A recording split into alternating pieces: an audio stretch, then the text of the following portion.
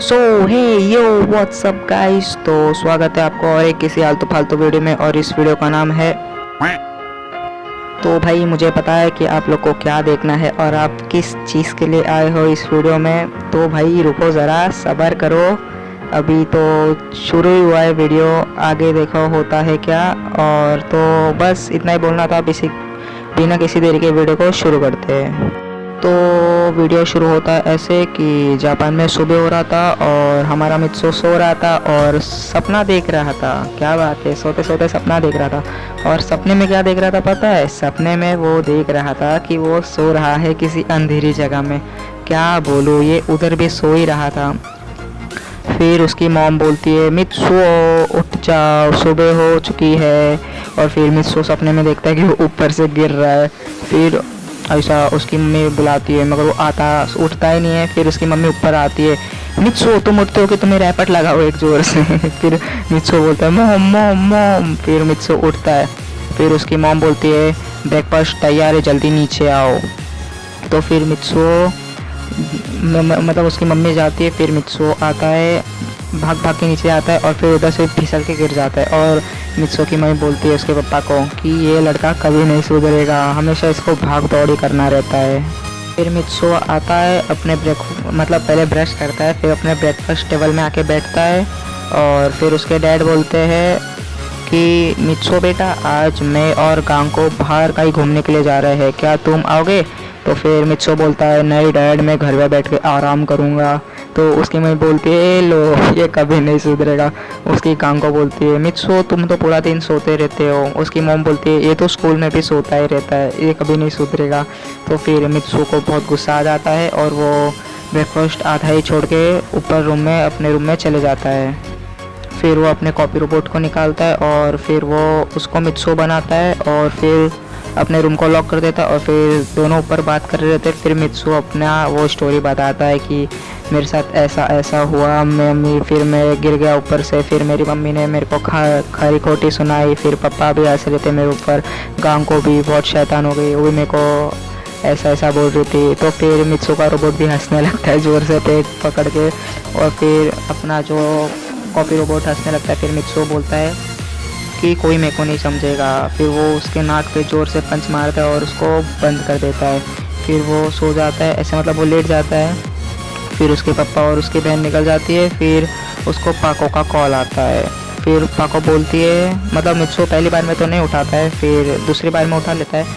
फिर पाको बोलती है, मित्सो मित्सो, मतलब वो बोलते हैं, पर मैन इधर जल्दी आओ, ये स्कूल में आग लगी है और बच्चे इधर खतरे में है, हमें सबको बचाना पड़ेगा। तो फिर मित्सो बोलता है, भाई आज तो संडे है, आज कौन से स्कूल में आग लगी है, ये मेरे को पका रही है, मैं नहीं जाऊंगा, मेरे को फिर उधर कोई काम करना पड़ेगा फालतू में, ये मेरे को पूरा दिन फंसाती रहती है, मैं तो नहीं जाऊंगा। फिर वो फिर से ऐसा लेट जाता है। फिर पाको बोलती है, कब आएगा ये, कब आएगा ये? तो फिर वो आता नहीं है। फिर वो बूबी को बुलाती है। फिर बूबी आ जाता है। फिर बूबी और वो हॉस्टल में चल जाते हैं। मतलब वो स्कूल नहीं रहता है, एक हॉस्टल रहता है जिधर, मतलब वो तो हर रोज़ उधर ही रहते हैं ना बच्चे। तो फिर उधर ही आग लग जाता है किसके, ऐसा मतलब कोई होता है ऐसा। तो फिर ऐसा गलती से आग लग गया था। तो फिर वो और बूबी काम कर रहे रहते उधर। फिर ऐसा पाको सबको निकाल रहे थे और बूबी तो एक चिंपैंजी है, तो ऐसा कुछ कर नहीं सकता है। तो फिर वो मतलब सबको बाहर निकाल देता पाको और उसको एक सेफ जगह में जाके रख रहा था बूबी। ऐसा ही चल रहा था। फिर वो पाको अंदर गई, फिर वो थोड़ा ज़्यादा ही अंदर चली गई थी। तो फिर उसके ऊपर एक जलता हुआ बॉल गिर गया था। तो फिर वो बूबी देखता है, फिर बोलता है, मैं क्या करूँ मैं क्या करूँ? फिर वो सोचता है परमैन को बुलाओ। फिर वो सोचता है कि पाको ने उसको बुलाया था मगर तो आया नहीं था, और फिर उसने तो कॉल भी कट कर दिया था। तो ये मेरा कौन सा कॉल उठाने वाला है? इसको पता है कि मैं भी उसको वही काम के लिए बुलाऊंगा, तो मेरे को नहीं लगता कि मेरा कॉल उठाएगा। तो फिर वो कुछ नहीं सोच के वो डायरेक्ट पाको के पास जाता है और सोचता है कि मैं इसको किधर लेके जाऊँ, हॉस्पिटल में तो नहीं लेके जा सकता वरना इसकी आइडेंटिटी रिवील हो जाएगी।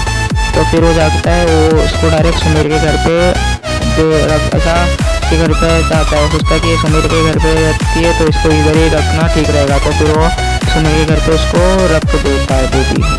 तो फिर उसके बाद पाको की मतलब वो सुमीर की रोबोट आती है और फिर वो बोलती है, ये सब क्या हुआ? ये पाको को इतनी बुरी तरीके से कैसे जल गई। तो फिर उसका ऐसा हाथ और थोड़ा ऊपर का मुंह और ऐसा पैर जल गया था।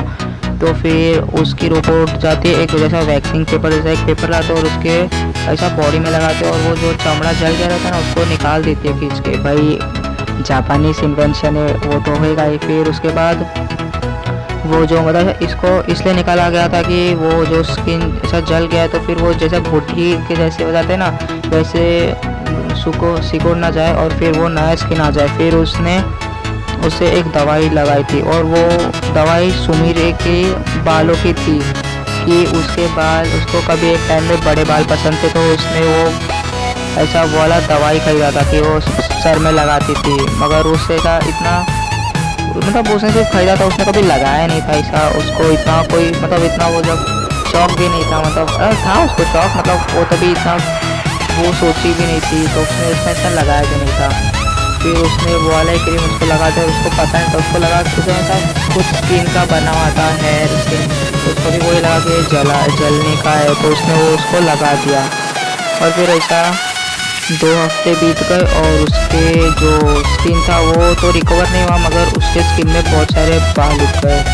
वो थोड़ा सा रिकवर हुआ, मतलब जितना बॉडी अपनी रिकवर कर सकती है पूरा रिकवर तो नहीं हुआ मगर उसके शरीर में बहुत सारे बाल उग गए थे।